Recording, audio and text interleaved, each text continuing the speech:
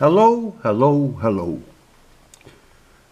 Today is Friday, February 20, 2026.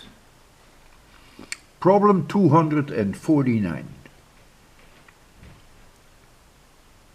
The capacitance in a circuit shown below is 20 microfarads. The inductance is 0.2 Henry and the resistance is 5 ohms. What power is consumed in this circuit if the voltage at the terminal, which is here, is 312 times the cosine of 314t. Weird numbers, isn't it? Classic problem. I covered this in 802. None of you should have any difficulties with it. Okay?